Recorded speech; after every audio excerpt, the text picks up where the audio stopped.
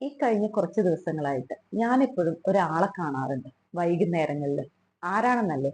വളരെ ക്ഷീണിച്ച് മൂടിയായി ഒരു താല്പര്യമില്ലാതെ ഉറങ്ങിയാ മതി, ഭയങ്കര ക്ഷീണാണ് എന്നൊക്കെ പറഞ്ഞ് നടക്കുന്ന ഒരു വ്യക്തി.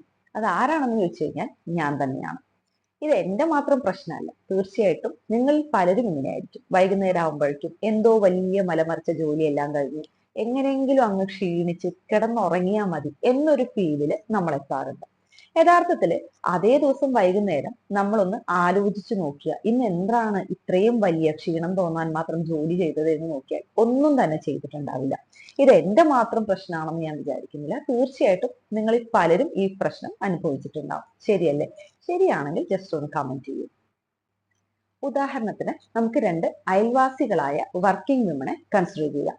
അതായത് ഒരാള് രാവിലെ മോർണിംഗ് റുട്ടീൻസ് എല്ലാം കഴിഞ്ഞ് കുക്കിംഗ് കഴിഞ്ഞ് മക്കളെ സ്കൂളിൽ വിടുന്നു, അതിനിടയ്ക്ക് പേപ്പർ ഒന്ന് വായിക്കാൻ സമയം കണ്ടെത്തുന്നു, ഓഫീസിൽ ചെന്ന് എല്ലാ കാര്യങ്ങളും ഭംഗിയായിട്ട് ചെയ്ത് തിരിച്ചു വരുന്ന സമയത്ത് ജിമ്മിൽ ഒന്ന് കയറുന്നു, അത്യാവശ്യം ചെറിയ ഷോപ്പിംഗ് ഒക്കെ നടത്തുന്നു. അതേപോലെ തന്നെ അവരുടെ സ്കിൽ ഡെവലപ്മെന്റിന്റെ ഭാഗമായിട്ട് എന്തെങ്കിലും കോഴ്സ് ഉണ്ടെങ്കിൽ അതെല്ലാം അറ്റൻഡ് ചെയ്ത് വൈകുന്നേരം വീട്ടിലേക്ക് തിരിച്ചു വരുന്നു. She is very tired.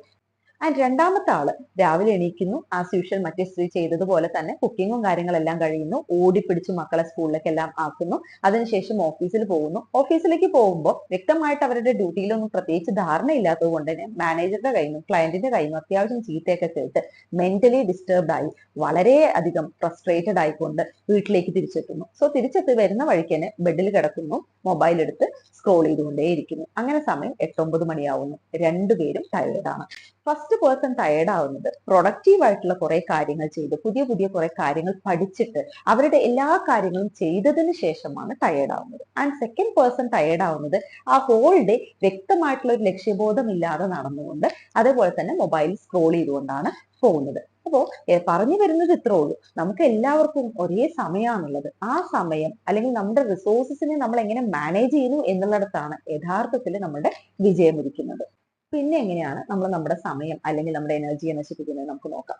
കാര്യമായിട്ട് ജോലിയിൽ ഏർപ്പെടുമ്പോഴായിരിക്കും മൊബൈലിൽ എന്തെങ്കിലും നോട്ടിഫിക്കേഷൻ വരുത്തുന്നത്.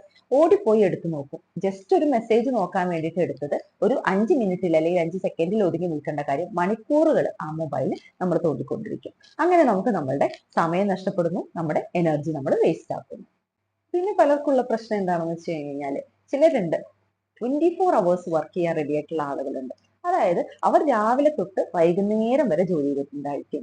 പ്രത്യേകിച്ച് അടുക്കളകളിൽ നമ്മുടെ അമ്മമാരെ നിങ്ങൾ എടുത്താൽ കാണാം. അവർ രാവിലെ 5 മണിക്ക് അടുക്കളയിൽ ഉണ്ടായിരിക്കും. നമ്മൾ കിടന്നുറങ്ങുന്ന സമയത്ത് 10 മണിയായാലും 11 മണിയായാലും അവർ അടുക്കളയിൽ ഉണ്ടാവും. അവർ നോൺ സ്റ്റോപ്പ് ആയിട്ട് വർക്ക് ചെയ്തുകൊണ്ടേയിരിക്കുകയാണ്. സോ എനിക്ക് ഒന്നേ പറയാനുള്ളൂ, എത്ര വലിയ കഴിവുള്ള ആളായാലും എത്ര ആരോഗ്യമുള്ള ആളാണെങ്കിലും നമുക്കും എന്ത് വേണം? റെസ്റ്റ് വേണം എന്നുള്ളത് നമ്മൾ മനസ്സിലാക്കുക. പ്രൊഡക്റ്റീവായിട്ട് നമ്മുടെ ടൈമിനെ യൂസ് ചെയ്യുക എന്നുള്ളതാണ്. അതിന് നമ്മൾ ചെയ്യേണ്ടത്, നമ്മൾ ഒരു ദിവസം ചെയ്യേണ്ട കാര്യങ്ങൾ എന്തൊക്കെയാണെന്നുള്ളത് ആദ്യം തന്നെ മനസ്സിലാക്കി ഇമ്പോർട്ടന്റ് ആയിട്ടുള്ള കാര്യങ്ങളൊക്കെ പെട്ടെന്ന് ചെയ്ത് സാവധാനം കുറച്ച് സമയം നമുക്ക് റെസ്റ്റ് എടുക്കാൻ വേണ്ടിയിട്ട് നമ്മൾ എപ്പോഴും ശ്രമിക്കുക എന്നുള്ളതാണ് ഏറ്റവും നല്ല കാര്യം.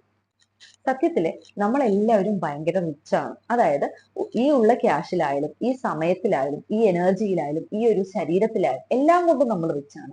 യഥാർത്ഥത്തിൽ എവിടെയാണ് നമ്മൾ ഫെയിൽ ആവുന്നതെന്ന് വെച്ച് കഴിഞ്ഞാല് we don't know how to manage it. എങ്ങനെയാണ് ഈ സമയത്തിനെ അല്ലെങ്കിൽ നമ്മുടെ കയ്യിലുള്ള ക്യാഷിനെ അല്ലെങ്കിൽ നമ്മുടെ ഉള്ള സമയത്തെ എങ്ങനെ മാനേജ് ചെയ്യണം എന്ന് അറിയാത്തത് കൊണ്ട് മാത്രം ഫെയിലായി പോകുന്ന ആളുകളാണ് നമ്മളിൽ പലരും. സോ ഇന്ന് ഈ വീഡിയോ ക്ലോസ് ചെയ്യുന്നതിന് മുമ്പ് എനിക്ക് നിങ്ങളോടൊരു ക്വസ്റ്റ്യൻ ഉണ്ട്. മറ്റൊന്നുമല്ല, ഇന്നത്തെ നിങ്ങളുടെ ഈ ദിവസം കൂടുതലായിട്ട് നിങ്ങളുടെ എനർജിയും ടൈമും നിങ്ങൾ സ്പെൻഡ് ചെയ്തിട്ടുള്ളത് നിങ്ങളുടെ ഫ്യൂച്ചർ ഡെവലപ്പ് ചെയ്യുന്നതിന് വേണ്ടിയിട്ടാണോ, അതോ വെറുതെ ഇതുപോലെ സോഷ്യൽ മീഡിയയിലൊക്കെ സ്ക്രോൾ ചെയ്തുകൊണ്ട് ഡിസ്ട്രാക്ട് ചെയ്തുകൊണ്ടാണോ ഒരു ദിവസം നിങ്ങൾക്ക് കടന്നുപോയത്? Just comment. Thank you.